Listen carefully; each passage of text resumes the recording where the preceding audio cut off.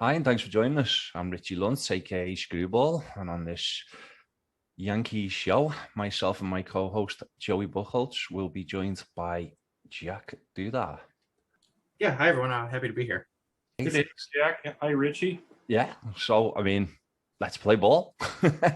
So 9 innings, what we go through, 9 things to rank a potential team that I may or may not support. We spun the wheel for this episode. Well, usually we spin the wheel. Actually, I should be honest here. This was going to be the Baltimore Orioles show, but then we found out that Jack was available, and Joe was really adamant that Jack was going to be the Yankees representative. So we struck while the iron was hot. Kind of like where when the Yankees see a free agent they don't hang around, straight in. So so payroll and current team rundown. The Yankees are at the top, as you would expect. Second, 200 million. They usually spend, the league average is 128 million. We go through this every week. Are there any particular players, Jack, that you look at and think, he's been fantastic value for money, or he's been a waste of money? Or Well, a lot of Yankee fans will complain about Giancarlo Stanton making a base salary of 29 million a year, but I think he has the capacity to be an MVP any year he goes out, and I think he's just I think he's phenomenal. And you can look at Garrett Cole; he makes a base salary of 36 million a year. I think that makes him the highest, other than Trevor Bauer, the highest paid pitcher per year. And I think both of those guys are really good. One player I'm not extremely happy with at the moment is Corey Kluber, making, I think, $11 million this year. And he's not been looking that good, but his last outing was pretty crisp. So, Aaron Hicks is on a nice contract. He's starting pitcher, isn't he, Kluber? Yeah, absolutely. Yeah.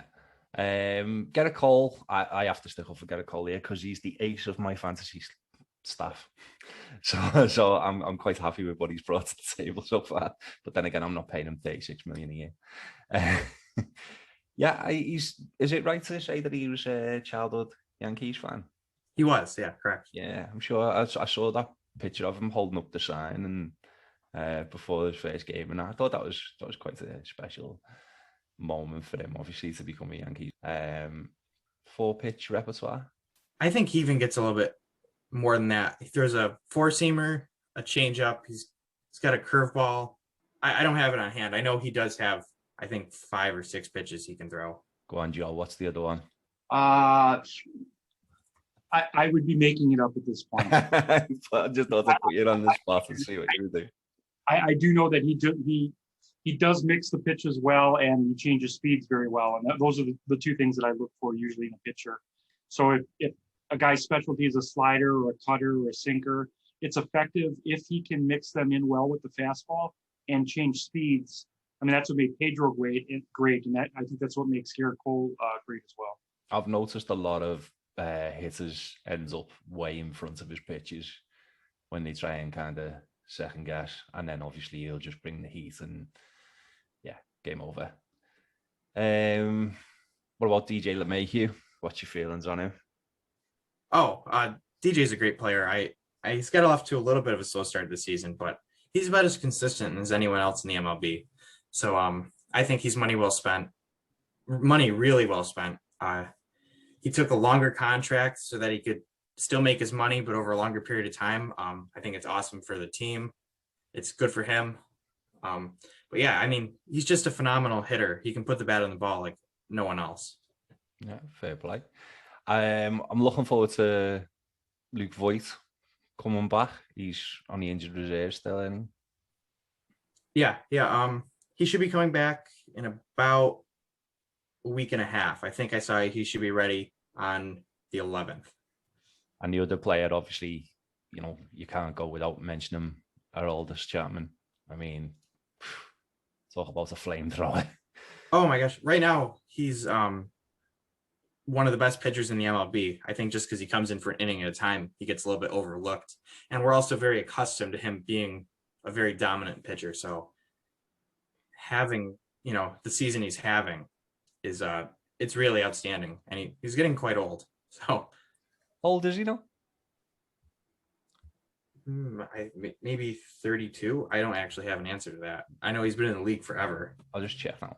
He's 33, so that's pretty old for someone who Yeah. throws 101 mile an hour fastballs. Right, yeah, and he still makes it pretty consistently. Yeah. Do you know what really amazed me? Like, I'd heard the Chapman. I think when I first heard about him, I wasn't really a baseball fan, but you know, when someone can throw over 100 miles an hour, it doesn't matter whether you're a baseball fan or not. His name kind of gets to you. Was he?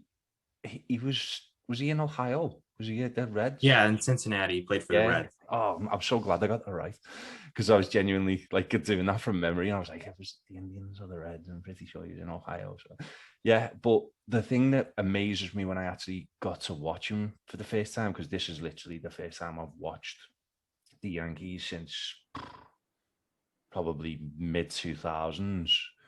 The location that he gets on his fastball. I mean, to be able to throw it 101 mile an hour is one thing, but he gets it right on the line of the box.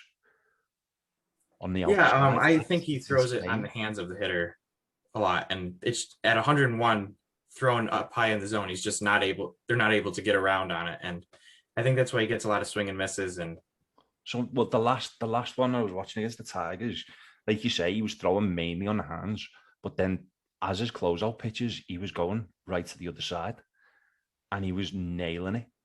And it was just like, oh my God, this guy's got so much. How can you have that much control at that speed? It's terrifying. But yeah, we had to mention him. The only other thing I noticed was Ottavino. Are you still paying him a little bit? Yeah, he's actually a New York guy. He was born in Brooklyn. Okay. And I really enjoyed watching him. You know, he has that frisbee slider and, you know, nice two-seamer cutter. I'm not sure what it is, but yeah, kind of sad to see him go. But it made cap space for them to get not Zach Britton, but the other Orioles pitcher Darren O'Day, excuse me. Yeah. And Darren O'Day is he the one, really cool who throws from the base off any? Yeah, it's pretty sidearm if you really want to get down to it. Is there a name for that pitch? I don't know. I know it's just his arm slot is a little different. Yeah. It was just fun to watch, that's all. Actually, I think someone said, is it a submarine? Did they call them submarine pitches? Yeah, a lot of people call him a submarine pitcher, but if you watch him objectively, he throws a low sidearm, but it's pretty sidearm. Okay.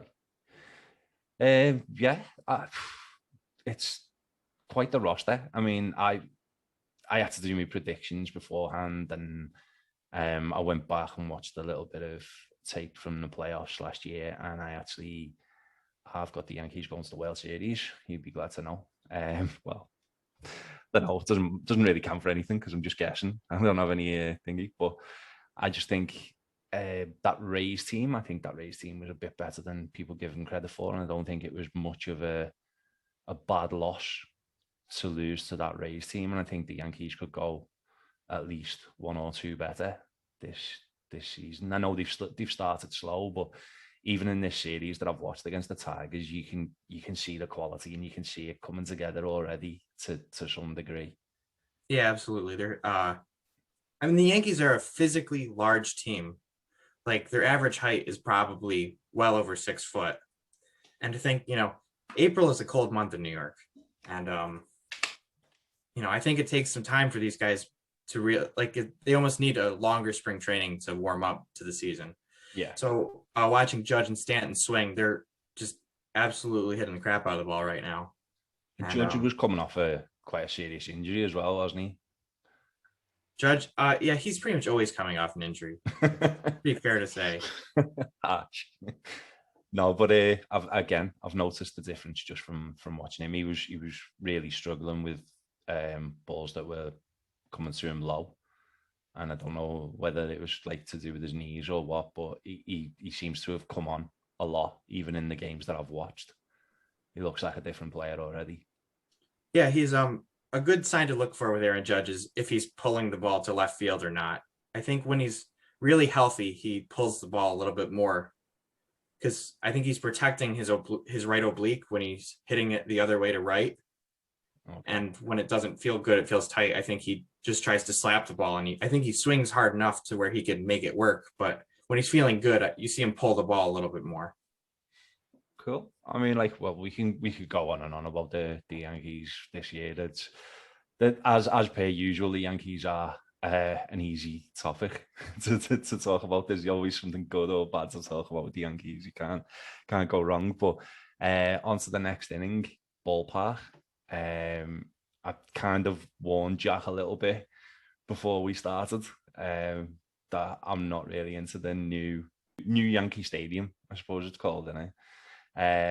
It's, I don't know, just from a nostalgic point of view, I feel like it's lost a bit, but it is fair to say that I've never been to either. So, Jack, what do you think? Do you think has it lost something, or to you, is it just like it's the people who were there that matter? Or Right. Well, it was called the house that Ruth built for years, for decades, and I think that's what people really miss is just the history of the building. Yeah, but that's where I'm coming from. Really, I feel like I didn't go to either, but it's the analogy that I used with Joe is it's like the new Star Wars. You know, it's Star Wars, but it just doesn't quite feel like Star Wars. It's kind of like a nod to the history of Star Wars. A lot of the mystique around it isn't there for me. But again, I haven't been to either, so it's not really fair for me to say that. Yeah, I like New Yankee Stadium. I think there's a good amount of history there already. Yeah, they won a World Series in 2009. Mariano Rivera closed out games there. He was the first closer, to really own Yankee Stadium. Derek Jeter, one of the greatest Yankees ever. He played a good portion of his career in New Yankee Stadium. Yeah, I am glad that that those things got to happen, and I feel like that, as you say, they're kind of building a new history now in that ballpark, and I don't want to be too negative about it. It's more of a cultural thing and me having nostalgia in that. But as you say, to have had players like Jeter and Rivera and to go over and to have that, and as you say, to have a World Series there as well. And they took Monument Park, which is obviously huge.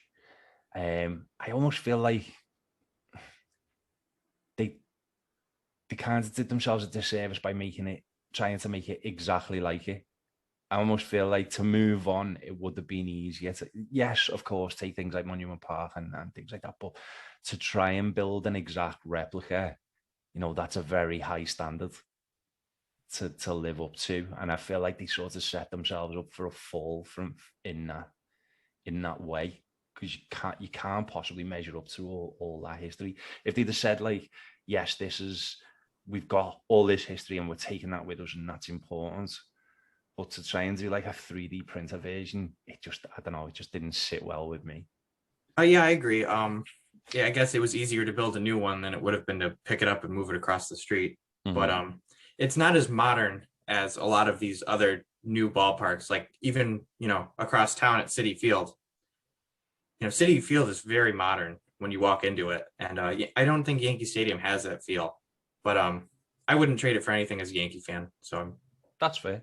That's fair. And I'm glad that you're getting to have these new memories, and this is kind of your history. And who knows, 100 years down the line, people will be going, this is where all this happened. So yeah, I think it's part of it. Maybe it's like a midlife crisis for me going into baseball, and I just want things to be the way they were than not. So it's probably says more about me than the ballpark. But what was your favorite moment so far in the new ballpark? If we take away the obvious of winning the World Series, was there anything that you got yeah, absolutely. Derek Jeter's walk off in his last game in the stadium, the week before he retired. like I remember I was in 11th grade when that happened, and I absolutely cried that day. Like just it was just a perfect end to his perfect career, and He yeah, deserves I it. mean that moment I'll never forget watching it. Yeah, he deserves it. Consummate professional. He's like, I've even spoken to Red Sox fans, and they're like, yeah, we hate the Yankees and that, but you've got to give it to Jesus. What a guy. Joe, any particular moments in the new Yankee Stadium that you've enjoyed? Yeah, actually, so in 2000, I was going to share. I was going to share the year they hosted the All Star game, but I guess that was the old stadium.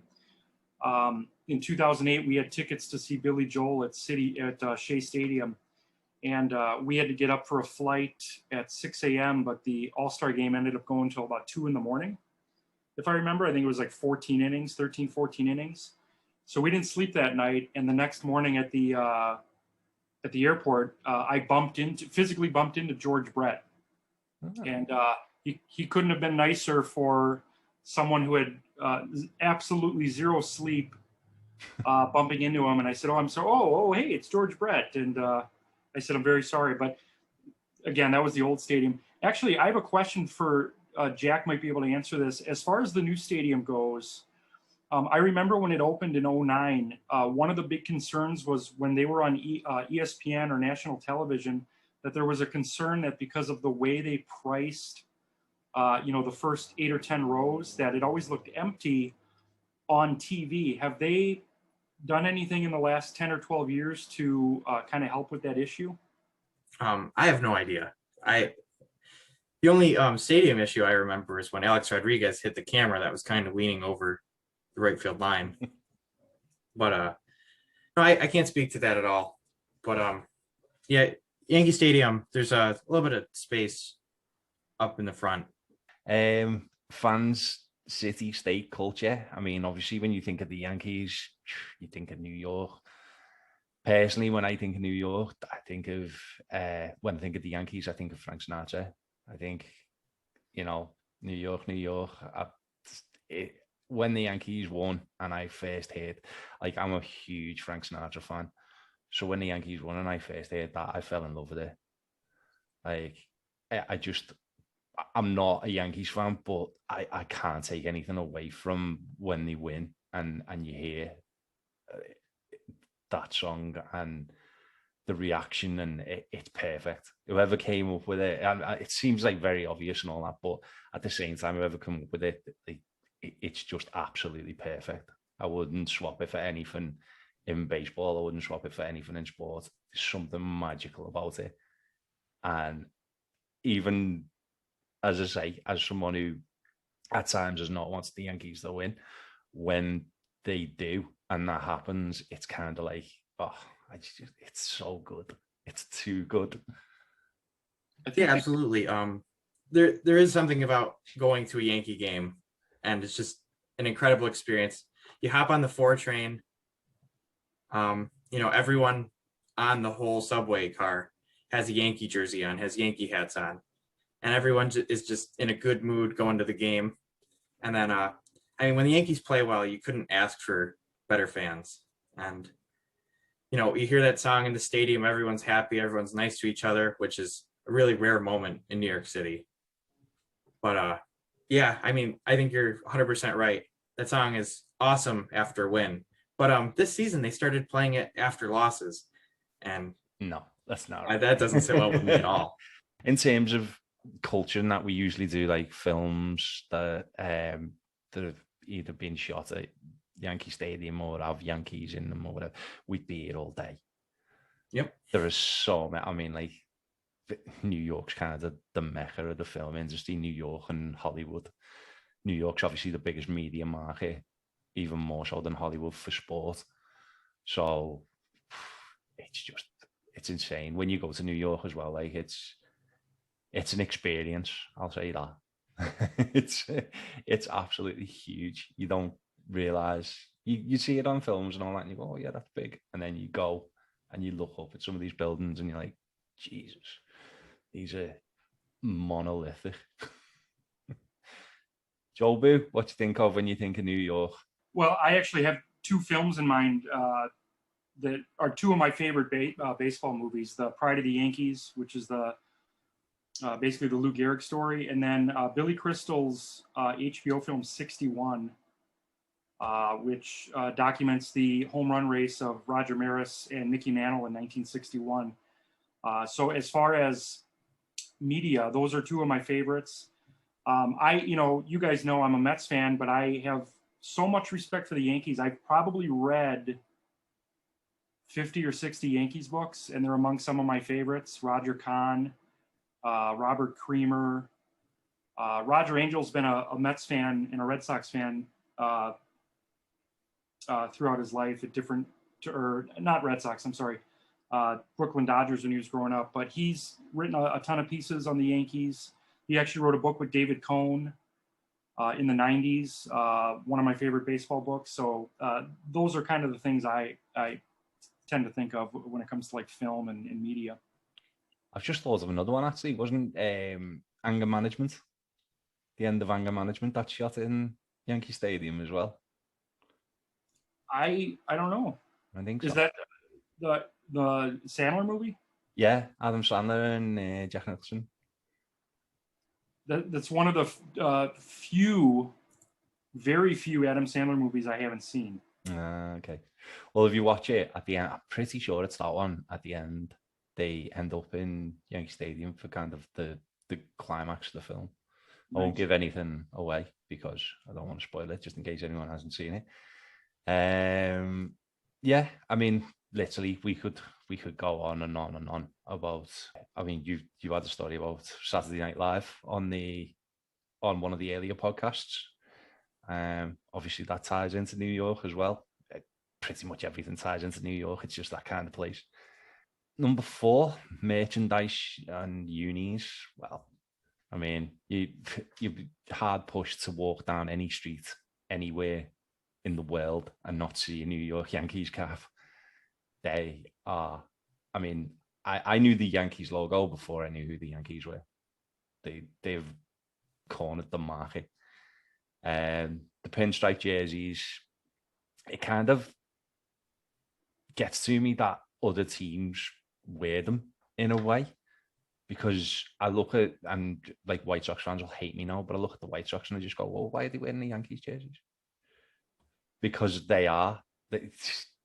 I think of pinstripes, I think of the Yankees. It's that simple. That like I try not to I like to think about the romanticism of sport and things like that as much as I can. But in terms of marketing, oh my God, the Yankees have just destroyed every sports team in the world. But yeah, there's not really much to talk about in the Yankees uniforms because they don't change, and the fact they don't change is what I love about them. Absolutely.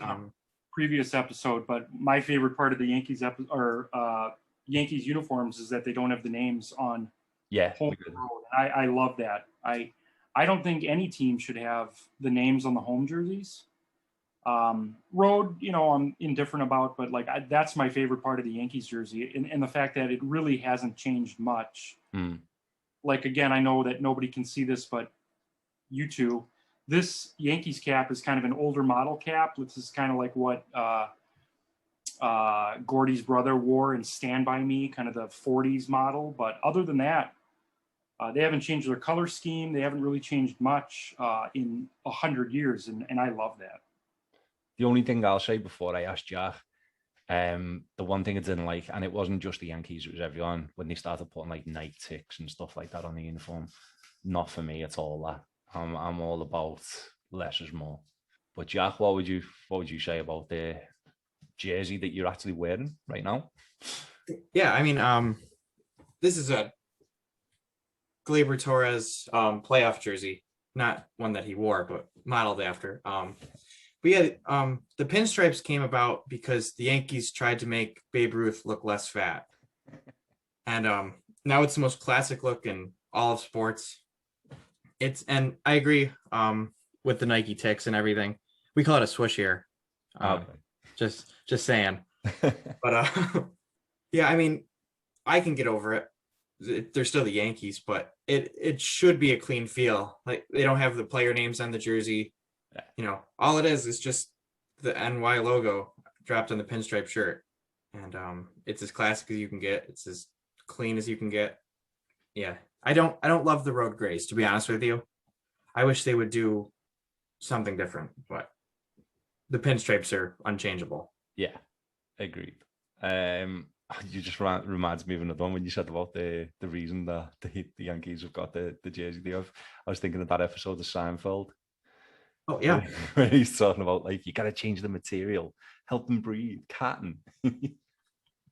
So yeah, again, the Yankees, man. Every 5 minutes, I could think of a different reference to Yankees culture in like popular culture. It's insane.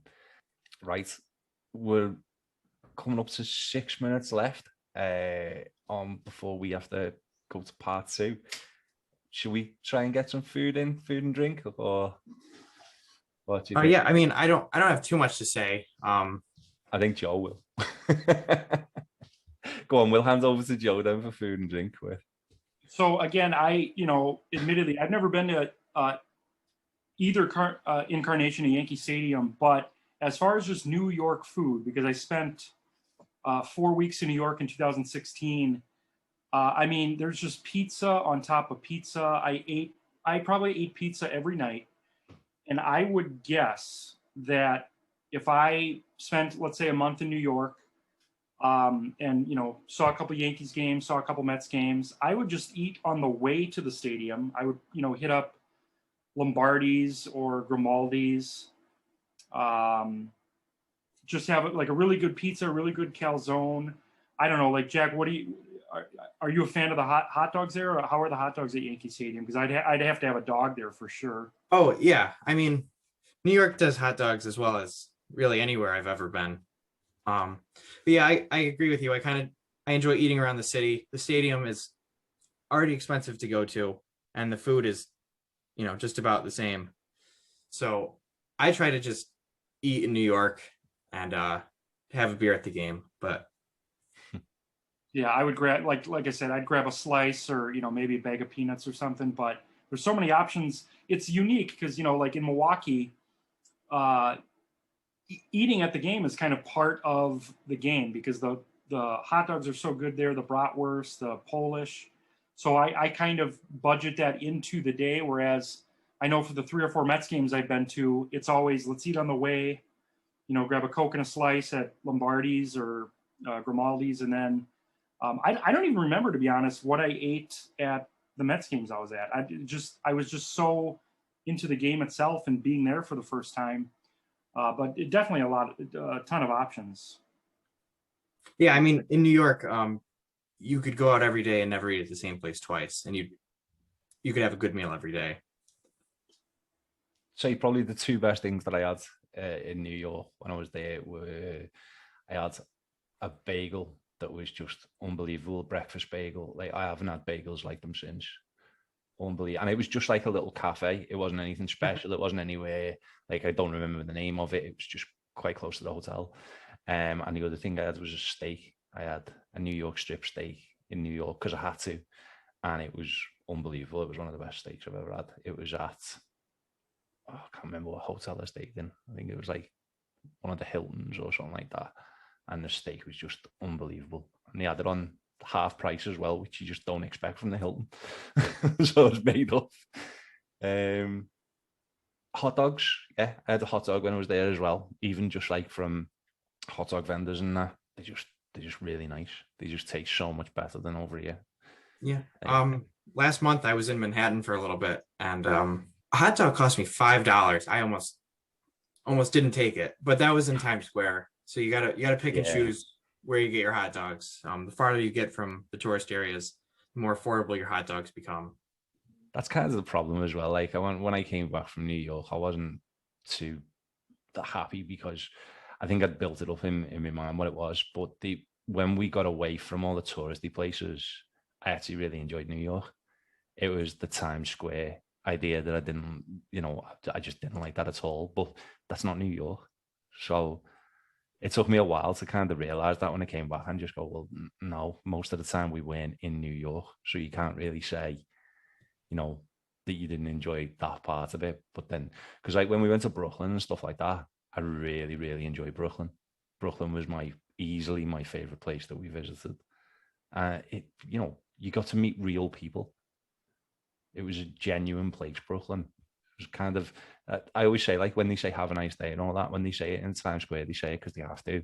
If someone says to you, have a nice day in Brooklyn, it's because they actually wouldn't mind if you had a nice day. Mm-hmm.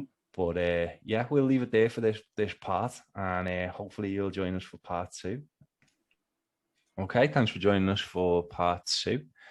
We're going to go on to the fun part now, which is legends and legendary games. If I can start, because I know that you'll all have different ones, but I'm going to try and remember this. Was it 95 or 96, Aaron Boone? That was 03. Well, where have I got? Oh, no, sorry. The World Series. I was thinking 95, 96. 03, Aaron Boone. They were the two that I was going to say. So 90, go back with me. 95, 96. That was the year Joe Torre was made the Yankees manager. And a lot of people didn't agree with that decision from what I garnered. Joe will be kind of, I don't know whether you'd be happy or sad or not, but it was Darryl Strawberry and Doc Gooden. Yeah. Yeah. Well, how did you take to that? Was that a good thing for you? Or?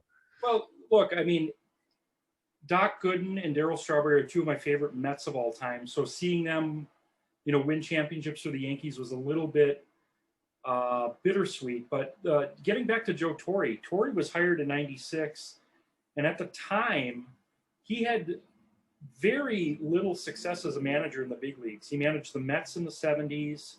He managed the Cardinals, and he managed the Braves. I think with the Braves, he got to the playoffs once.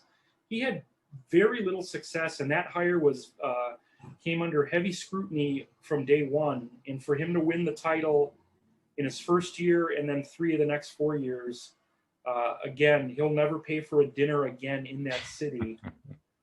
And a local guy as well, wasn't he? Born in Brooklyn. Yeah, he born in Brooklyn. His brother actually was a Major League Baseball player. He played for the Milwaukee Braves.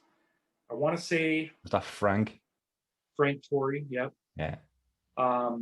Yeah, I mean, now he's such a legendary. Like in my utopian, the manager I chose for the Yankees is Joe Torre because he's had the most, I guess, recent dynastic success. I know Girardi won one in '09, but Torre won 4 in 5 years, and then he got back in '01. He got back in '03.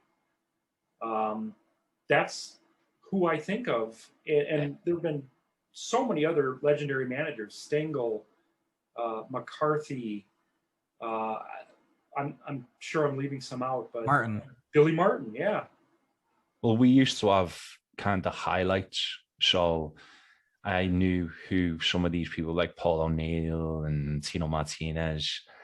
There was other players that I didn't know that well, who I only found out about on the documentary. One was called Duncan. Does that ring a bell?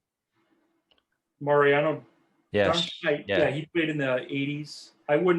Again, unless his grandparents are listening, I wouldn't call Mariano Duncan a legend. Oh, no, I'm not saying legend. I'm talking about the team that won this legendary World Series. Because for me, the reason that the 95, 96 one is so special is because we kind of talked about this before. The Yankees are very business-like.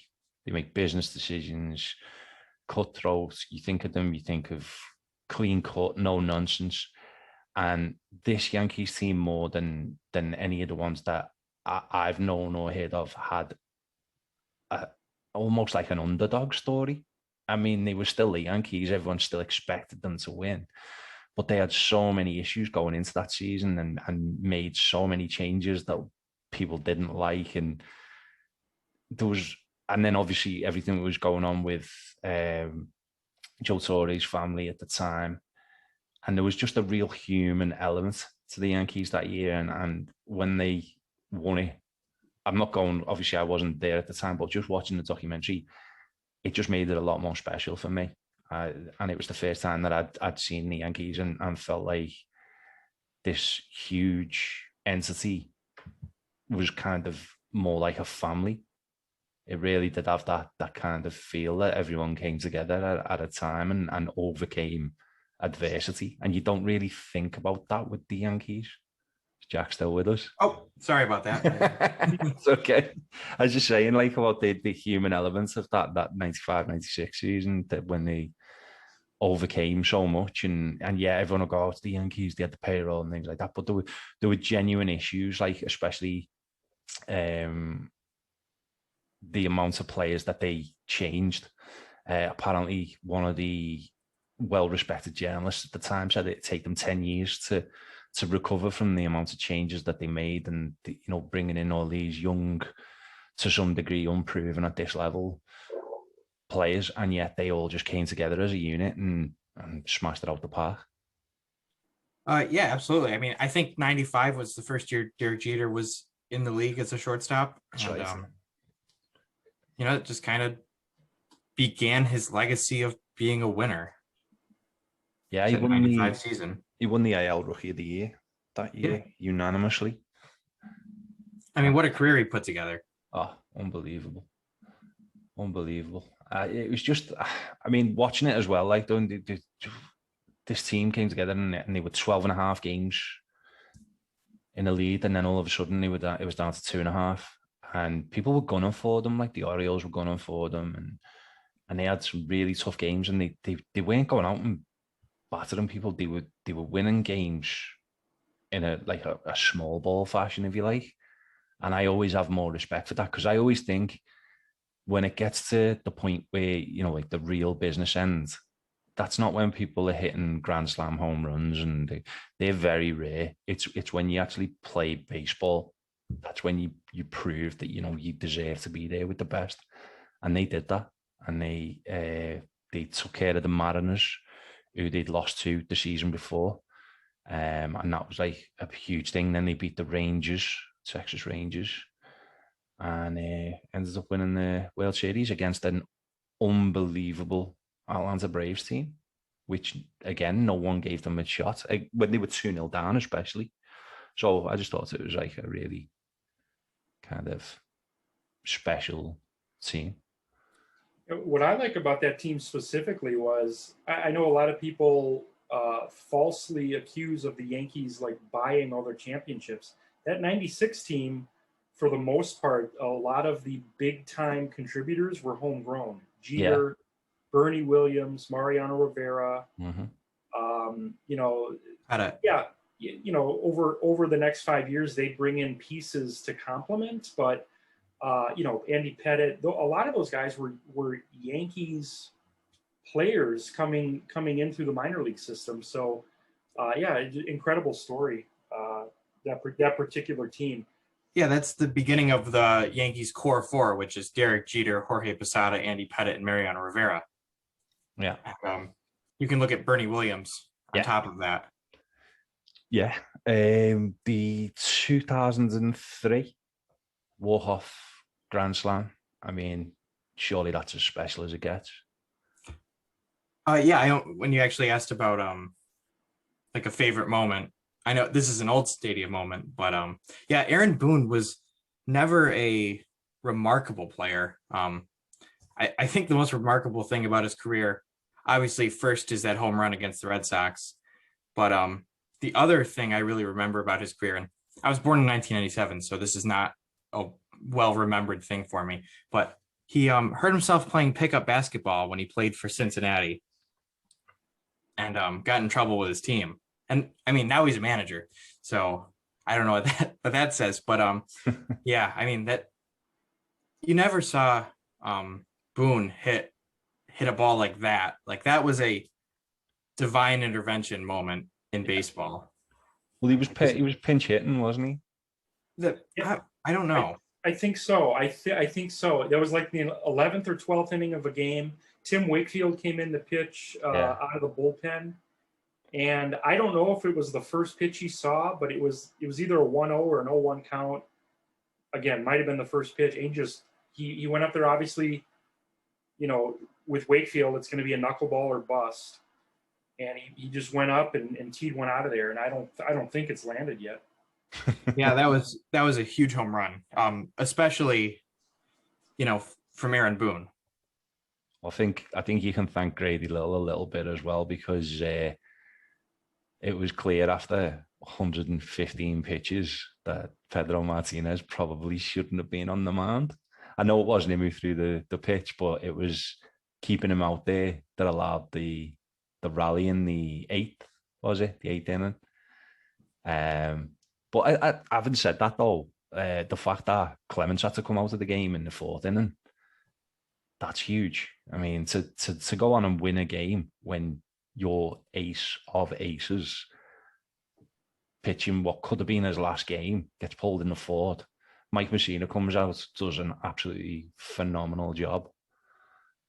And then, that sets everything up for this unbelievable Grand Slam finish, actually, literally. It was just special to watch. As someone who obviously wasn't there, didn't really know much about it at the time. I do remember seeing it on, again, they had like highlight shows, and I remember watching it and just thinking, wow, that would have been incredible. But we didn't really have access to it unless you were willing to stay up till like 2:00 in the morning. And back then I just wasn't. I wasn't into baseball, so I wasn't staying up till 2 a.m. to watch. And in fact, it would have been even later in that game, because that game went past midnight, didn't it? Yeah, it would have been like almost 2 a.m. for us. Yeah. So it would have been like 6 a.m. over there. So yeah. Which brings us to legends, and obviously, I mean, if we're going to start off Yankee legends, Babe Ruth, innit? Got to start with the greatest of all time, arguably.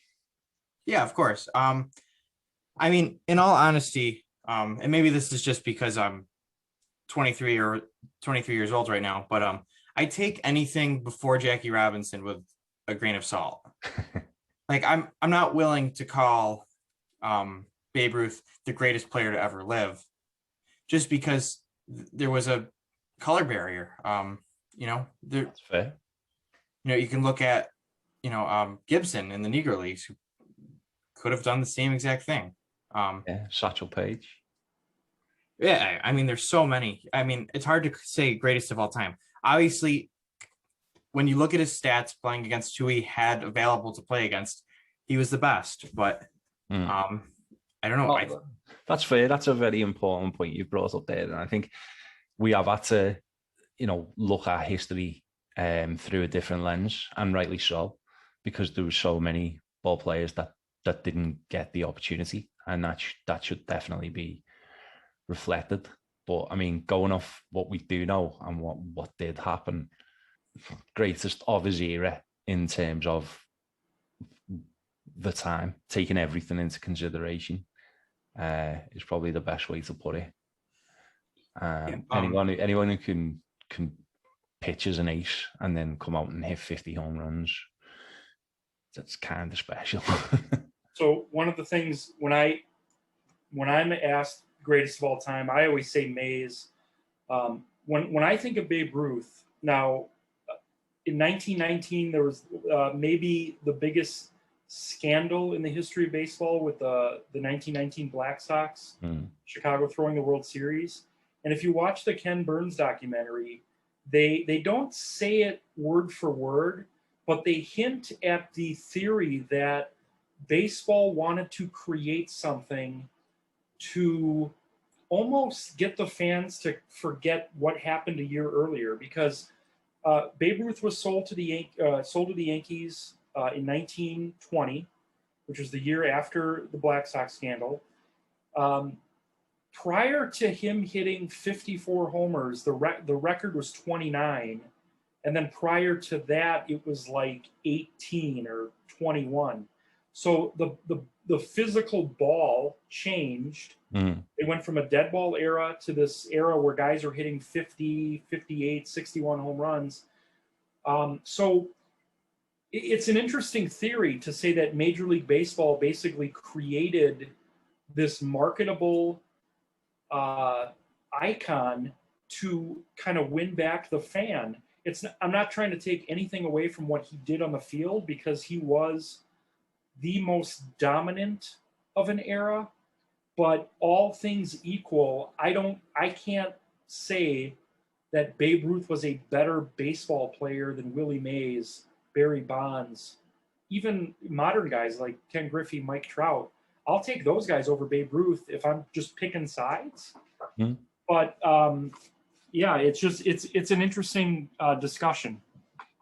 I mean, well, one that you can't really argue with would be Lou Gehrig, obviously, because of more so for the, what would you say, the stoic nature in which he handled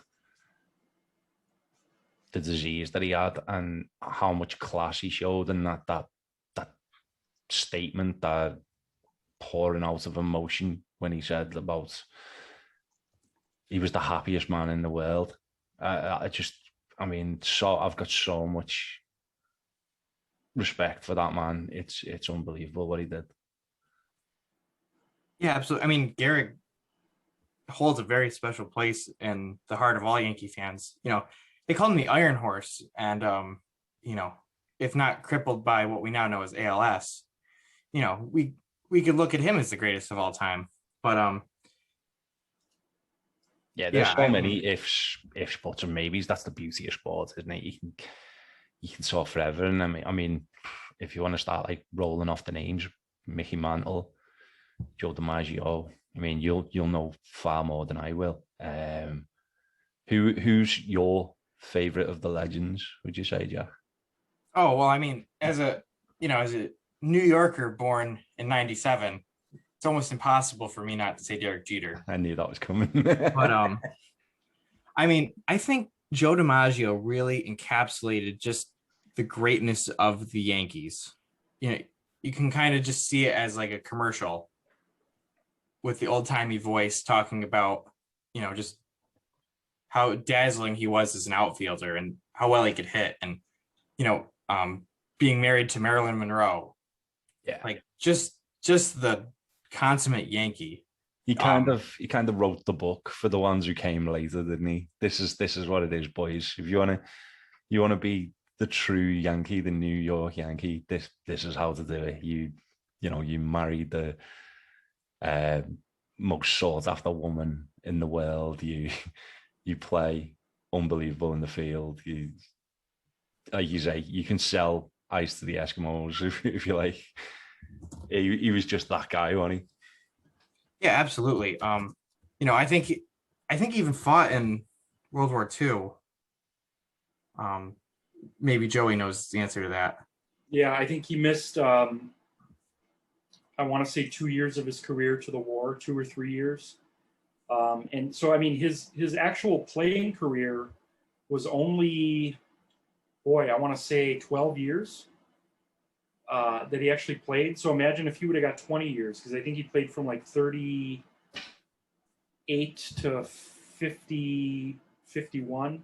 So imagine if, just take his per year stats and then add another 6-7 years. I agree with everything Jack's saying. He is the guy I think of when I think of New York Yankees. But imagine what Mickey Mantle would have done had his knees not given out as a rookie. I think Mickey Mantle is the pound for pound most talented baseball player to ever wear that uniform, but his knees gave out as a rookie, and the guy still hit 500 some odd homers. It's just an incredible history that you can pull from pretty much any era. Yeah, absolutely. Mickey Mantle was called the Commerce Comet, being from the coal mines in Oklahoma, and now we call Trout the Melville Meteor. And so it's kind of, I think a nod to Mickey Mantle, just saying just the greatest raw talent we've seen. You go look at Reggie Jackson, talk about being a great natural ball player. Mariano Rivera, just the greatest closer of all time. And he might have had the best pitch of all time. Just, you knew it was coming out of his hand. And still, we still know in 2001 when they lost to Arizona, that one pitch that the guy got lucky on. But so many Yankees. But yeah, I always look back to DiMaggio, Mantle, Roger Maris, one of the most overlooked players in baseball history. Yeah, Maris was an MVP before he hit 61. Yeah, one of the other legends I wanted to talk about was Jim Abbott, guy born with one. Oh, absolutely. And ended up being a pitcher for the New York Yankees, and then damn good one as well. Like you say, you could just go on and on. There's unbelievable stories within that franchise. It is, whether you love or hate the Yankees, you can't ignore the mystique. And I keep using that word, but I honestly think that is what the Yankees have. They have a mystique around them. Yeah, any player who's ever been traded to the Yankees or signed with the Yankees, they just talk about how it's like just the prestige of the ball club, just how serious it's taken and how much pride the Yankees take in being the best. Well, yeah, they are the pinnacle of, at least historically anyway. I'd say maybe the Dodgers have kind of assumed that role at the moment. They do kind of remind me of like a West Coast Yankees, more Hollywood than New York, obviously, for obvious reasons, but I can see the kind of similarities. And I don't know, the thing with me and the Yankees is I do see the Yankees as the villain of the piece, because, and it's nothing against them per se, it's more every good story needs a villain, and every, a force that just takes over and seems insurmountable. And then when actually someone does, even as you say, if they get lucky, I think was it Luis Gonzalez who hit I don't think it was Luis Gonzalez. It was around. Yeah. Are you talking about 2001 World Series? Yeah. Yeah, it was Luis Gonzalez. Oh, it was. Yeah. Oh, I can't believe I got that right. I've just been watching loads and loads of Yankees videos. So, yeah, even when they get lucky in that, it's the fact that they beat the Yankees. If you want to beat someone in a World Series, it's like, if you're on the side of it, you're a kid growing up, you either want to play for the Yankees or it's the Yankees you're playing against in the backyard. That's the way I see the Yankees. They are the pinnacle one way or another. I think and I'm going to bring it to wrestling like I always do, Richie. I always think of the Yankees as the Ric Flair of Major League Baseball, like the cool bad guy that you root for. Like, again, I'm not a Yankees fan, but like, but you want them to be good. History, yeah, it's just it's just such a great history. Like, baseball is better for having the Yankees. Yeah, it is. It just is, and I know there's going to be like loads of, especially Red Sox fans, just going, "No, wrong." But think about, if those Red Sox fans are listening, think about the greatest moments that you ever had. Would it have been as sweet if it wasn't against the Yankees? That's what the Yankees bring. They bring that, like, again, putting it back to Star Wars.